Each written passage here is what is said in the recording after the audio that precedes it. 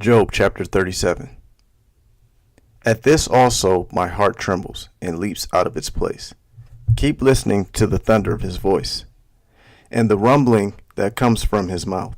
Under the whole heaven he lets it go, and his lightning to the corners of the earth. After it, his voice roars. He thunders with his majestic voice. And he does not restrain the lightnings when his voice is heard.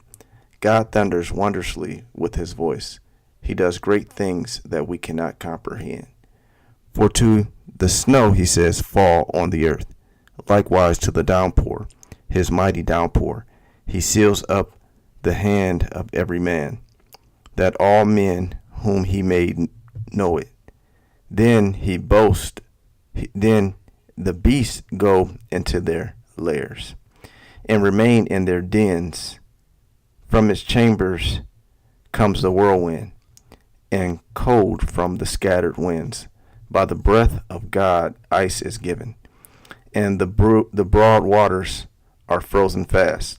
He loads the thick clouds with moisture. The clouds scatter his lightning.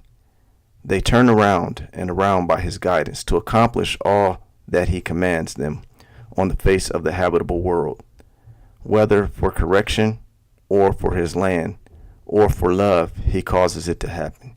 Hear this, O Job. Stop and consider the wondrous works of God. Do you know how God lays his command upon them and causes the lightning of his cloud to shine? Do you know the balancings of the clouds, the wondrous works of him who is perfect in knowledge? You whose garments are hot, when the earth is still because of the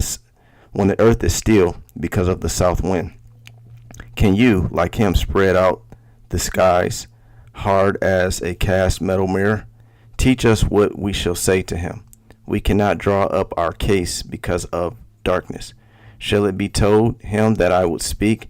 Did a man ever wish that he would be swallowed up? And now no one looks on the light when it is bright in the skies, when the wind has passed and cleared them. Out of the north comes golden splendor. God is clothed with awesome majesty. The Almighty, we cannot find him. He is great in power. Justice and abundant righteousness he will not violate. Therefore, men fear him. Job chapter 38.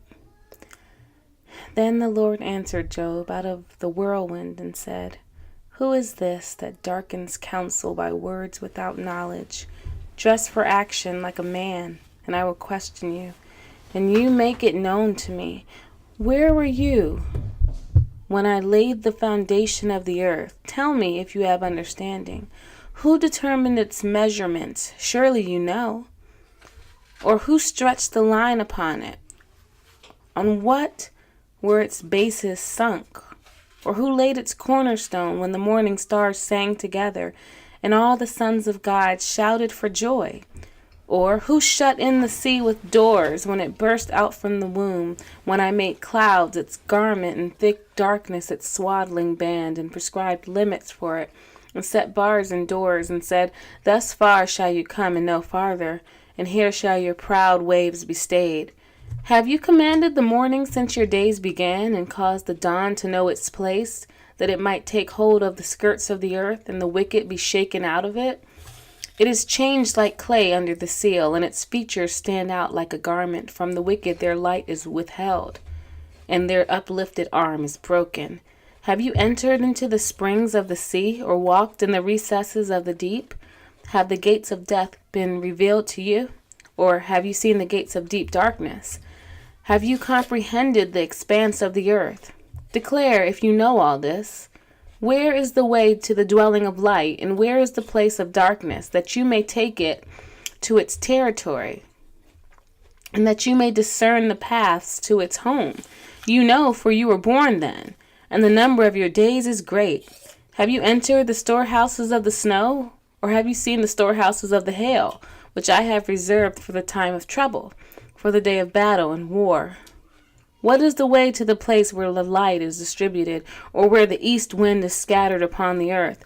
Who has cleft a channel for the torrents of rain and a way for the thunderbolt, to bring rain on a land where no man is, on the desert in which there is no man, to satisfy the waste and desolate land, and to make the ground sprout with grass?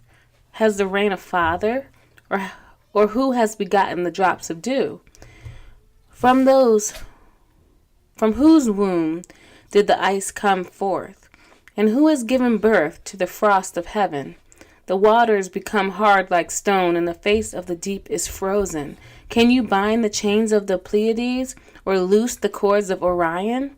Can you lead forth the Mazzaroth in their season? Or can you guide the bear with its children? Do you know the ordinances of the heavens? Can you establish their rule on the earth? Can you lift up your voice to the clouds, that a flood of waters may cover you? Can you send forth lightnings, that they may go and say to you, Here we are? Who has put wisdom in the inward parts, or given understanding to your mind? Who can number the clouds by wisdom, or who can tilt the waterskins of the heavens, when the dust runs into a mass and the clouds stick fast together? Can you hunt the prey for the lion, or satisfy the appetite of the young lions when they crouch in their dens or lie in wait in their thicket? Who provides for the raven its prey, when its young ones cry to God for help and wander about for lack of food? Job chapter 39. Do you know when the mountain goats give birth? Do you observe the calving of the does? Can you number the months that they fulfill? And do you know the time when they give birth, when they crouch, bring forth their offspring, and are delivered of their young? Their young ones become strong. They grow up in the open. They go out and do not return to them. Who has let the wild donkey go free? Who has loosed the bonds of the swift donkey, to whom I have given the arid plain for his home, and the salt land for his dwelling place? He scorns the tumult of the city. He hears not the shouts of the driver. He ranges the mountains as his pasture, and he searches after every green thing. Is the wild ox willing to serve you? Will he spend the night at your manger? Can you bind him in the furrow with ropes, or will he harrow the valleys after you? Will you depend on him because his strength is great, and will you leave to him your labor? Do you have faith in him that he will return your grain and gather it to your threshing floor? The wings of the ostrich wave proudly, but are they the pinions and plumage of love? For she leaves her eggs to the earth and lets them be warmed on the ground, forgetting that a foot may crush them, and that the wild beast may trample them. She deals cruelly with her young, as if they were not hers. Though her labor be in vain, yet she has no fear, because God has made her forget wisdom, and given her no share in understanding. When she rouses herself to flee, she laughs at the horse and his rider. Do you give the horse his might? Do you clothe his neck with a mane? Do you make him leap like the locust? His majestic snorting is terrifying. He paws in the valley and exults in his strength. He goes out to meet the weapons. He laughs at fear and is not dismayed. He does not turn back from the sword. Upon him rattle the quiver and the flashing spear and the javelin. With fierceness and rage he swallows the ground. He cannot stand still at the sound of the trumpet. When the trumpet sounds, he says, Aha! He smells the battle from afar, the thunder of the captains and the shouting. Is it by your understanding that the hawk soars and spreads his wings toward the south? Is it at your command that the eagle mounts up and makes his nest on high? On the rock he dwells and makes his home, on the rocky crag and stronghold. From there he spies out the prey. His eyes behold it from far away. His young ones suck up blood, and where the slain are, there he is.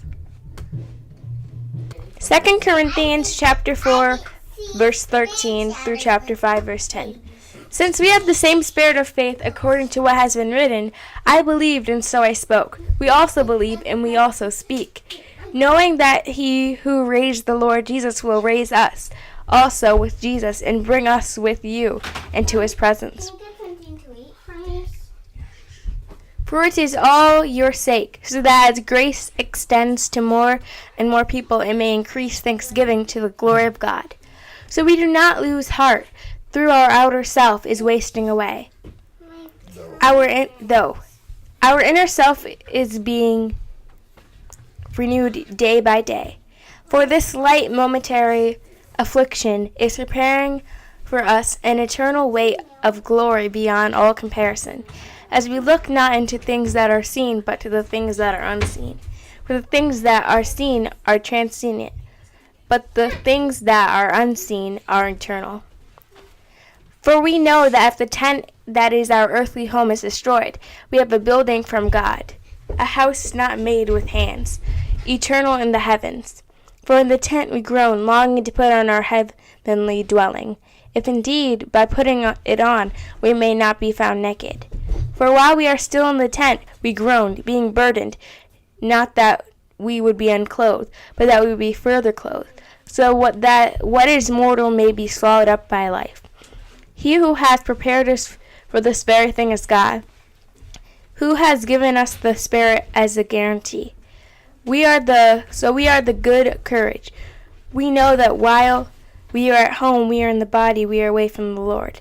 For we walk by faith, but not by sight. Yes, we are of good courage, and we'd rather be away from the body and at home with the Lord. So whether we are at home or away, we make it our aim to please Him. For we must all appear before the judgment seat of Christ, so that each one may receive what is due for what he has done in the body, whether good or evil. Psalm chapter 44, verse 9 through 26. But you have rejected us and disgraced us, and have not gone out with our armies.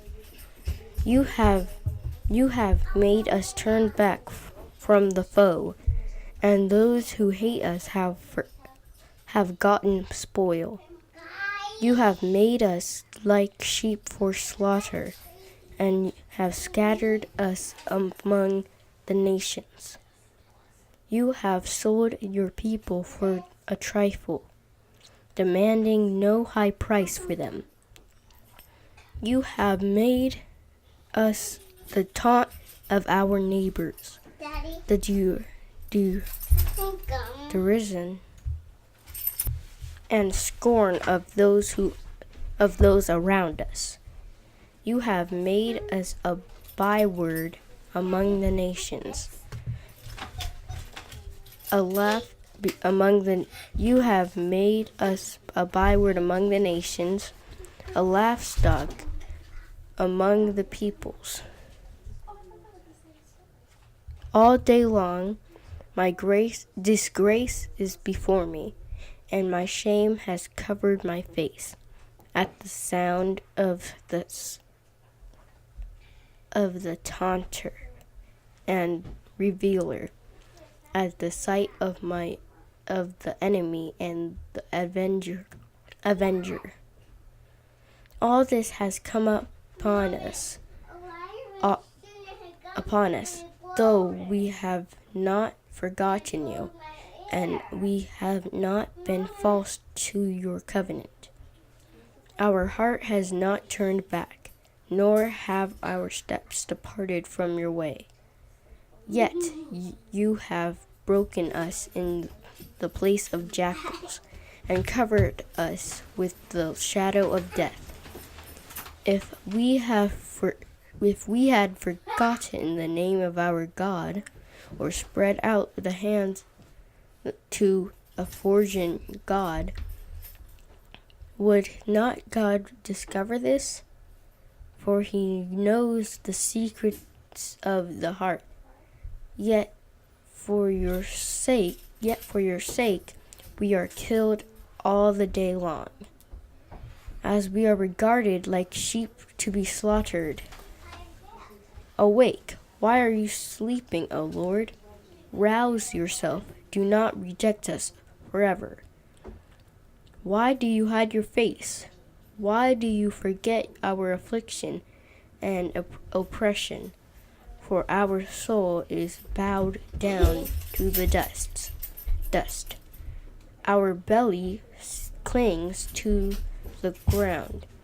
Rise up, come to our help.